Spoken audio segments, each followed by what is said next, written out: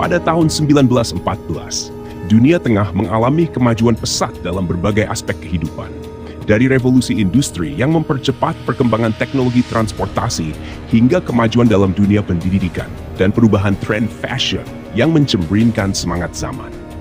Semua hal ini menciptakan suasana optimisme dan kemakmuran di kalangan banyak orang yang tidak dapat menyangka bahwa di tengah gemerlapnya kemajuan ini akan terjadi sebuah kejadian yang menguncang seluruh dunia. Perang Dunia Pertama. Pada masa tersebut, formasi kekuatan dunia tidak seperti sekarang yang didominasi oleh Amerika Serikat, Rusia, dan Cina. Pada masa itu, kekuatan dunia dipegang oleh 4 kekuatan kerajaan: Austria-Hungaria, Kekaisaran Ottoman, Kekaisaran Jerman, dan Kekaisaran Rusia. Hubungan di antara keempatnya cukup mudah dimengerti, namun kekaisaran ini dipisahkan oleh negara-negara kecil yang memerdekakan diri dari mereka, seperti Serbia, Rumania, Bulgaria, dan lain-lain. Semua negara kecil ini merdeka berkat bantuan dari Rusia yang menjadi musuh dari Austria-Hungaria dan Ottoman. Sentimen antar wilayah pada saat itu sudah mulai memanas dan sebuah kejadian yang menjadi awal terjadi di wilayah Austria-Hungaria, tepatnya di Sarajevo. Di tempat ini, Pangeran Kerajaan Austria-Hungaria, Archduke Franz Ferdinand, diserang saat melakukan kunjungan dengan istrinya oleh pasukan separatis yang tidak senang dengan sikap keluarga kerajaan. Meskipun sang pangeran selamat, para pengawalnya mengalami luka-luka. Namun, kemudian Franz Ferdinand tidak pulang, malah mengunjungi para pengawalnya, di mana pada saat itu ia bertemu kembali dengan para separatis dan akhirnya ditembak hingga meninggal. Meninggalnya pangeran dari kerajaan Austria-Hungaria membuat mereka murka dan menuduh Serbia sebagai dalangnya. Maka setelah kejadian tersebut, kerajaan Austria-Hungaria membuka pernyataan perang terhadap Serbia, percaya diri karena beraliansi dengan Kekaisaran Jerman. Perang pun dimulai, dan Serbia berhasil bertahan dengan bantuan dari Kekaisaran Rusia. Kemudian, Rusia yang bersekutu dengan Prancis juga mendeklarasikan perang terhadap Austria-Hungaria dan Jerman. Aliansi ini kemudian membuat perang semakin melebar, dan eskalasi dari perang ini tidak berhenti di situ. Semakin hari, situasinya semakin menjadi-jadi, terutama dengan Kekaisaran Jerman yang pada saat itu memiliki kekuatan militer paling unggul dan strategi terbaiknya. Mereka mengandalkan lambannya Rusia dalam persiapan perang dan punya strategi untuk menyerang Prancis terlebih dahulu sebelum menghantam Rusia. Namun, strategi ini tidak berjalan dengan mulus. Jerman tidak bisa menembus pertahanan solid Prancis, makanya mereka memutuskan untuk memulai invasinya ke Belgia agar bisa mendapatkan akses lain untuk memasuki Prancis. Langkah ini malah membuat Jerman dianggap sebagai penjahat di Eropa karena status netral Belgia, sehingga Britania Raya ikut dalam peperangan untuk membela Belgia. Di tengah kekacauan yang dialami Jerman, mereka tidak menyangka bahwa Rusia sudah siap dan mulai menyerang Austria-Hungaria. Austria tidak bisa bertahan, kemudian membuat Jerman menarik pasukan untuk menahan sisi timur mereka. Selain itu, Austria-Hungaria juga menghadapi masalah di selatan karena gagal melakukan invasi ke Serbia. Setelah beberapa waktu berlalu, Jerman yang memiliki akses pada sumber daya yang lebih baik ternyata bisa membalikan perang. Mereka mulai bisa memukul mundur Rusia dan Prancis, memberikan angin segar bagi Jerman. Namun, kegembiraan ini tidak berlangsung lama. Jenderal Perang Prancis Joseph Joffre memberikan komando untuk melakukan serangan balik yang berhasil dilakukan. Hal ini membuat Jerman mengembangkan strategi baru, yaitu menggunakan parit sebagai garis pertahanan.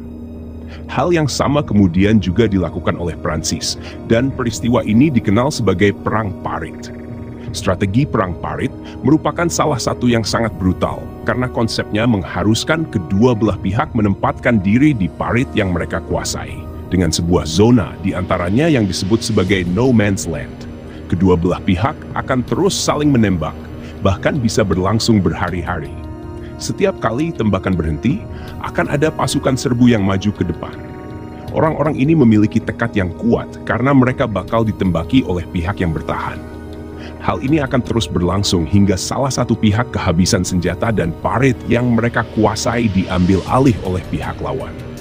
Strategi ini menjadi cerminan kebrutalan perang pada masa itu. Perang ini tidak hanya tentang tembakan, tetapi juga tentang daya tahan untuk bertahan hidup di dalam parit yang kotor, bau, penuh penyakit, dan seringkali tanpa tim medis. Strategi ini sangat ikonik pada Perang Dunia Pertama, seperti yang tergambar dalam adegan film All Quiet on the Western Front. Saat perang terus berlangsung di Eropa, kerugian yang dialami oleh Jerman, Austria-Hungaria, Prancis, dan Rusia menciptakan gejolak di belahan dunia lain. Hal ini membuat skala perang yang tadinya hanya akan melibatkan Austria-Hungaria dan Serbia meluas menjadi seluruh dunia. Mulai dari Australia yang merebut New Guinea dari Jerman, Jepang yang merebut Kepulauan Asia Timur dari Jerman, Italia yang ikut menyerang Austria-Hungaria, hingga kekalahan besar Jerman di Afrika yang mengharuskan mereka menyerahkan koloni mereka.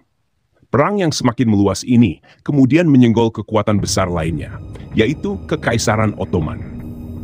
Setelah beberapa waktu maju mundur untuk terlibat perang karena kekalahan mereka di Perang Balkan, akhirnya Kekaisaran Ottoman mulai tenggelam. Mereka kalah telak dari Rusia di Pegunungan Kaukasus, kalah oleh Britania Raya di Terusan Suez, dan kalah di peperangan gurun di selatan karena tindakan perwira Inggris, Lawrence of Arabia, yang memulai pemberontakan bersama suku-suku Arab. Tekanan yang paling dirasakan oleh Jerman yang mengalami banyak kerugian, membuat mereka memutuskan hal yang tidak masuk akal dengan melanggar aturan perang. Jerman mulai menyerang kapal-kapal perang dan kapal pengangkut rakyat sipil, menjatuhkan bom di wilayah perkotaan Inggris, serta menyerang parit musuh dengan senjata kimia. Dari sini, skala perang yang terjadi semakin membesar dan melibatkan banyak negara. Baru setelah perang semakin meluas ini, dunia dibagi menjadi dua blok besar. Blok sekutu beranggotakan Rusia, Prancis, Britania Raya, Italia, Amerika Serikat, Romania, Jepang, Serbia, Belgia, Yunani, dan beberapa suku Arab.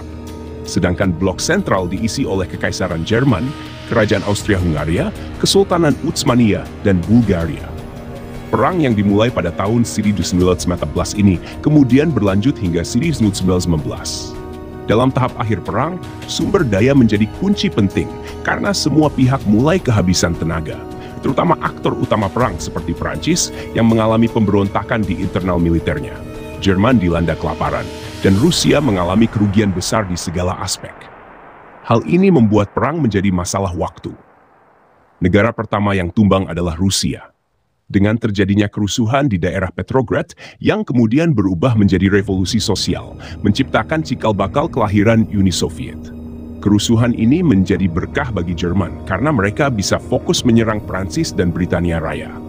Namun, serangan Jerman ini gagal karena Amerika terlibat dalam perang. Setelah lama berdiam diri, Amerika terlibat karena Jerman terbukti mengirim pesan pada Meksiko untuk menyerang Amerika. Amerika menjadi kunci karena sumber daya mereka tidak terkuras oleh perang. Bahkan mereka menjadi supplier senjata bagi kedua kubu, yang membuat ekonomi Amerika melambung hingga puncak masa tersebut. Kedatangan Amerika memberi bantuan pada Prancis dan Inggris, kemudian mengakhiri perang dengan kekalahan blok sentral. Dimulai dari Bulgaria, Kekaisaran Ottoman, Kerajaan Austria, dan akhirnya Jerman menyerah pada 11 November 1915. Perang Dunia Pertama menjadi nodal besar bagi sejarah manusia, dengan korban yang jatuh mencapai 10 juta jiwa untuk pasukan sekutu dan 8 juta jiwa untuk blok sentral. Akhir dari perang ini ditandai dengan ditandatanganinya Perjanjian Versailles pada 28 Juni 1919. Perjanjian ini berisi konsekuensi yang diterima oleh Jerman. Mulai dari wilayah teritorial mereka, wilayah Alsace-Lorraine menjadi milik Prancis, termasuk ladang batubara yang akan dikelola oleh Prancis selama 15 tahun. Kemudian, koridor penghubung Jerman dan Prusia Timur menjadi milik Polandia, dan koloni Jerman diberikan kepada Prancis dan Inggris. Selanjutnya, ada persoalan militer, di mana Jerman dibatasi hanya boleh memiliki 100.000 pasukan, 6 kapal perang, tidak boleh memiliki kapal selam, dan tidak boleh mendirikan angkatan udara. Selain itu, Jerman juga harus membayar reparasi perang sebesar 3,2 miliar nilai emas. Dari sisi politik, Jerman dilarang masuk PBB dan harus menerima rasa malu karena dianggap sebagai penyebab Perang Dunia Pertama. Siapa sangka, kebetulan seorang pangeran kerajaan bisa menjadi penyebab terjadinya perang yang mengorbankan jutaan nyawa. Semoga kejadian tersebut menjadi pelajaran bagi kita semua.